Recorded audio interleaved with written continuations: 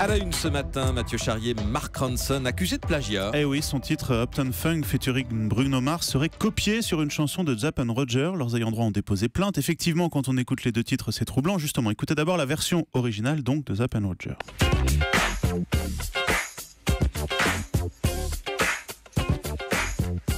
Et écoutez maintenant la version de Mark Ronson.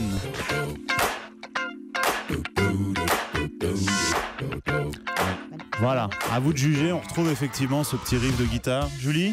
Bof. Bon, bof pour Julie. Ça ressemble pas trop, moi je trouve non. Le tribunal tranchera, on verra bien. En tout cas, il y a beaucoup de millions de dollars en jeu. Sans doute. Le film Ballerina atteint les 100 millions de dollars de recettes au box-office mondial. Ouais, ce qui est rare pour un petit, entre guillemets, film d'animation français, sorti en décembre 2016. Ballerina a attiré près de 2 millions de spectateurs en France et 15 millions dans le monde. Le film raconte l'histoire de Félicie, jeune orpheline bretonne qui va tout faire pour devenir danseuse étoile à l'Opéra de Paris. Ses créateurs réfléchissent déjà à la création suivante qui tournera autour de l'univers des pompiers, cette fois dans le New York des années 20. Après le public des petites filles, il vise clairement les petits garçons. Début aujourd'hui sur Arte de la mini-série Kim Kong. C'est bien ça, Kim Kong. Kim Kong, oui, qui défie le leader nord-coréen. C'est l'histoire, c'est ça, il y a un jeu de mots, l'histoire d'un réalisateur joué par Jonathan Lambert, kidnappé par 2 agents secrets nord-coréens, qui l'emmènent voir Kim Jong-un.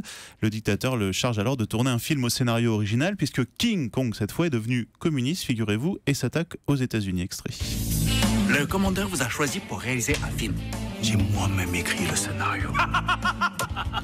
Je vous présente King Kong. Ah mon Dieu. C'est une bombe idéologique. Je peux pas faire ce film. Il est interdit de me décevoir. Au travail. Voilà, Kim Kong, donc c'est sur Arte, c'est très drôle et c'est à partir de ce soir, 20h55. Véronique Olmy reçoit le 16e prix du roman Fnac pour son livre Bakita. Oui, dont elle était venue nous parler dans Melting Pop. Bakita, c'est l'histoire de cette femme exceptionnelle qui fut tour à tour captive, domestique, religieuse et même sainte. L'année dernière, c'était Gaël Faye qui avait reçu le prix du roman Fnac. Il avait vendu près de 400 000 exemplaires de son petit pays.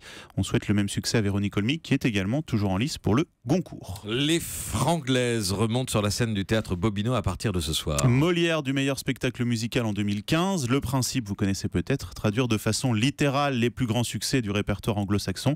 Par exemple, It's Raining Men, ça donne ça. Il pleut du sang, alléluia, il pleut du sang, amen.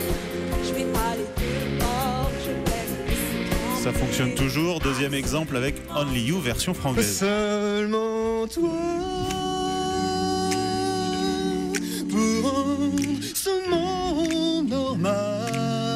Voilà, beaucoup d'autres chansons dans le répertoire. Ça fait un peu mal aux oreilles des fois.